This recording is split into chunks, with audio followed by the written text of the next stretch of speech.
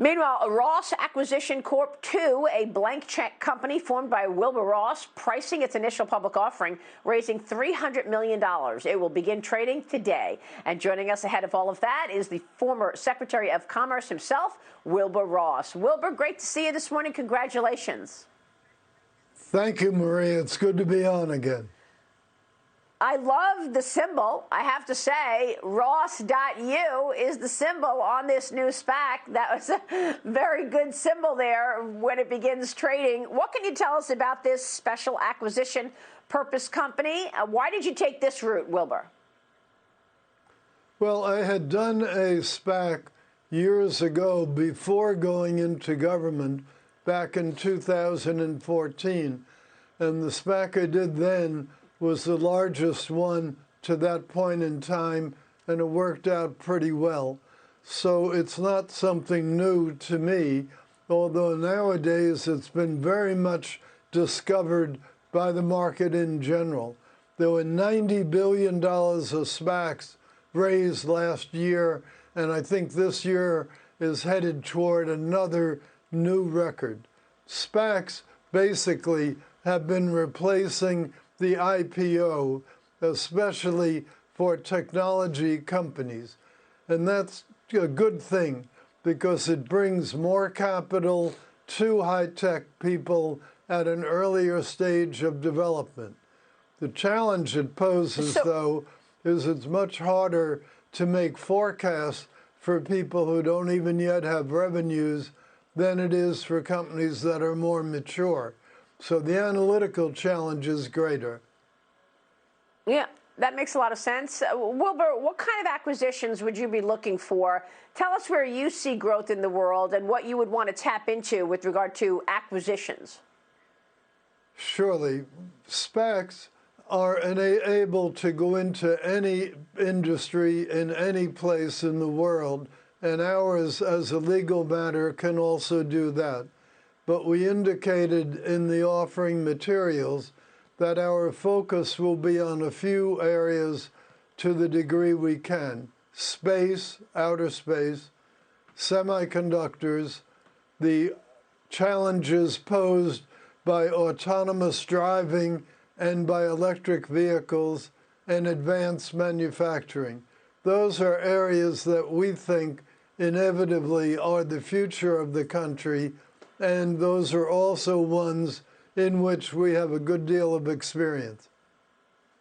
This is a really great transition that you're giving me, because all of those areas that you mentioned are the areas that are the growth stories of tomorrow, not just for the United States, but China also wants to be #1 in all of those areas, Wilbur, a subject you know a lot about. The Biden administration is going to be meeting with officials from China in Alaska next week. Give us your sense of what to expect there. There are reports this morning that the Biden administration is hitting some Huawei suppliers with 5G limits, that these new rules will create a tighter control on the export of components like semiconductors, antennas, batteries for Huawei 5G devices. Your reaction to that, Wilbur, and what you would like to see come out of this meeting in Alaska next week?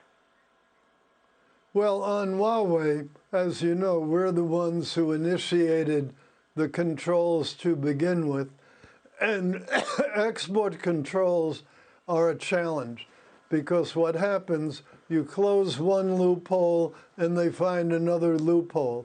So I'm delighted to see that the Biden administration and the new Secretary of Commerce are not only following through, but finding ways to tighten things as new problems come up. So I think that's an excellent continuation of direction. I'm told, although I haven't seen it officially, they also are going to implement the constraints we announced regarding technology supply chains. We announced that a new set of constraints would go into effect on March 22nd, after the current period of public comment. And I'm told that they intend to go ahead with that. And that's a good thing, too, because it isn't just semiconductors. Technology in general is an area that we must protect. We must not let our companies be stolen from. We must not let their technologies be deployed to military use or for abuse of individuals and minority groups.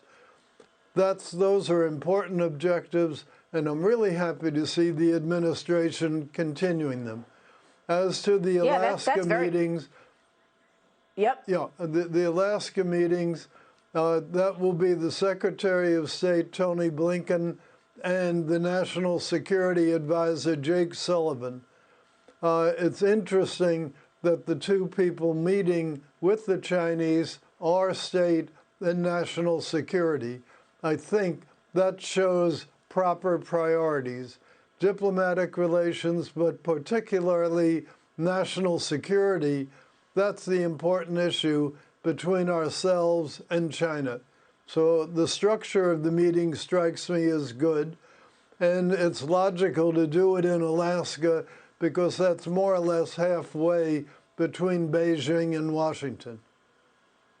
Yeah, I love what you're saying. This sounds good because there's been a lot of questions and debate about how President Biden will deal with the Chinese Communist Party. I know that you and your colleagues, having pushed back so much on the CCP, had a hard time getting the Chinese to even admit that they were stealing intellectual property, right?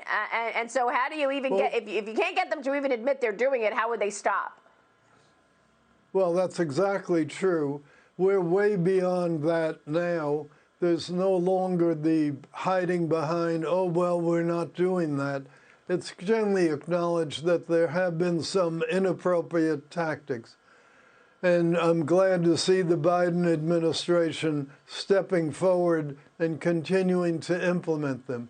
It's not that I'm anti-Chinese, and I don't think it's that the Biden administration is. We're fully prepared in America to compete against any country, technology or otherwise, as long as it's fair competition. But you can't do industrial espionage. You can't put undue restrictions. You can't steal people's intellectual property. You can't be breaching cybersecurity. That's not fair. That's not appropriate competition. And also, you can't expect us, who are the leaders in many of these technologies, to permit them to take our technology and use it to do harm to us, to Europe, and to other non-communist entities. Yeah. Well, what great background you have, and now as you launch this SPAC, to really understand where the growth is and how to capitalize on growth, particularly within technology. Wilbur, I want to turn the attention to the stimulus signed into law. There's a little surprise in it that many of us were not focused on last week, and that is that the Democrats were able to stuff $60 billion worth of tax increases into this bill. Here are some of the changes. They are removing deductions for companies paying top executives more than $1 million a year. They are cracking down on how multinational companies account for interest expense and how owners of unincorporated businesses account for losses. Your reaction to these tax increases that are embedded into the COVID relief bill? Yeah, that is the case. The $1 million limit on executive pay for public companies, I believe, doesn't go into effect till 2026. That's what I've read in one of the reports this morning. Nonetheless, they are increases. $60 billion is a noticeable figure, particularly for the affected parties. But I think the worst tax increase that they're putting in is by being anti-oil and gas, they're putting a post-tax tax on every American consumer and every American business by raising the cost of hydrocarbons.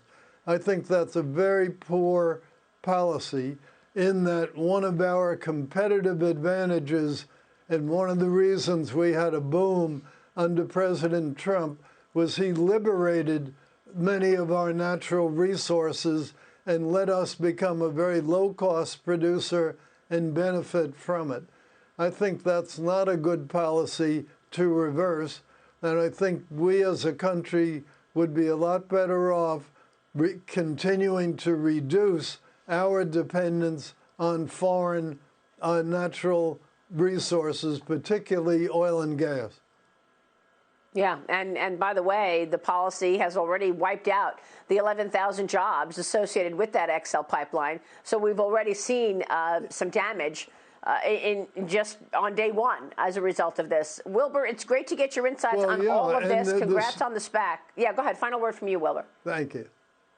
Final word. Well, the thing I was about to say, it's very strange that the Biden administration would prohibit a pipeline here, and yet they allowed the Russians to go ahead and complete their pipeline into Germany to make Western Europe even more dependent on Russian natural gas. It doesn't strike me that that's a very enlightened natural gas policy.